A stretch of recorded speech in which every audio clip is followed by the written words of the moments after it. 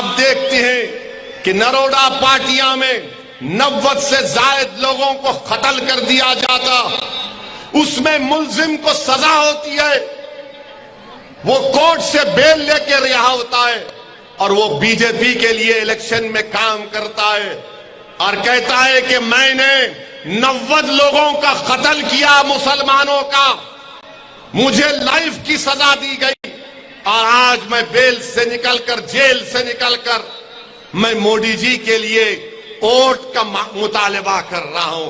वाह मोदी जी, आपकी क्या मोहब्बत है ऐसे किरदार के लोगों से, आप बताइए। और फिर आप देखते हैं कि बीजेपी कहती है कि यूनिफॉर्म सिविल कोड बनाएंगे।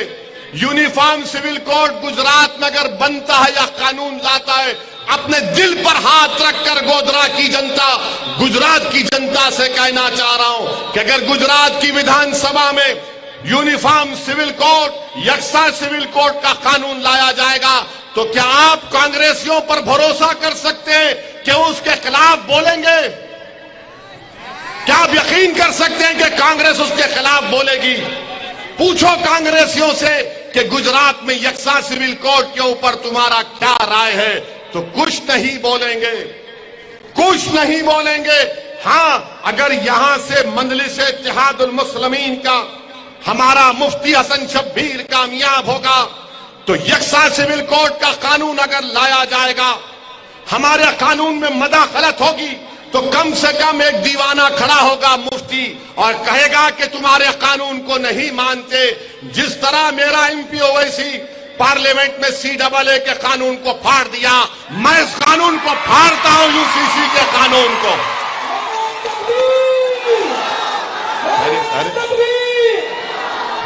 ये कहां से आ रही आवाज? इतना बड़ा हम पुकार रहे हैं, बोल रहे हैं पीछे से। यूनिफॉर्म सिविल कोड का कानून, कांग्रेस कुछ नहीं बोलेगी, कुछ नहीं बोलेगी। आपको सोचना है, आपको फैसला लेना है। मेरे अजीज दोस्तों और बुजुर्गों, मेरी आपसे रबन गुजारिश है कि 5 तारीख के दिन अगर आप मुत्तहिद होकर अपना एक एक वोट मजलिस के हक में इस्तेमाल करेंगे तो इंशाअल्लाह ताला यहां से कामयाबी मजलिस इत्तेहादुल मुस्लिमीन की होगी, कामयाबी आपकी होगी, कामयाबी आपके ख्वाबों को पूरा करने के लिए होगी। और हमारी कामयाबी को रोकने के लिए आपके दरमियान में बहुत से लोग आएंगे, बहुत से लोग आएंगे जो नहीं चाहते कि यहां से मजलिस का उम्मीदवार कामयाब हो जाए। अरे मुझसे सवाल करो, मैं तुम्हारे सवाल का जवाब देने को तैयार हूं, मगर मुझे ये बताओ कि तुम मुझे 2 साल का हिसाब पूछ रहे हो तो फिर 27 साल का हिसाब कौन देगा? मुझे बताओ। तुम मुझसे 2 साल का पूछ रहे हो तो 27 साल का हिसाब दो।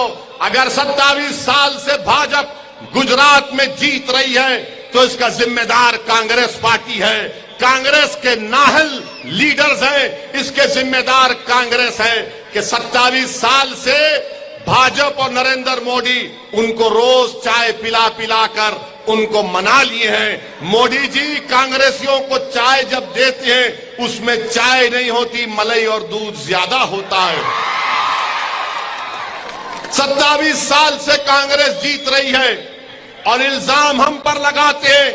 अरे बताओ, फिर मैंने हमारे कैंडिडेट मुफ्ती हसन शब्बीर का ऐलान कब किया? मुझे आप लोगों ने आकर कहा था कि साहब रुक जाओ, ओवैसी साहब रुक जाओ, यहां से अनस आंधी साहब या इस्माइल साहब को टिकट मिल सकता है कांग्रेस का।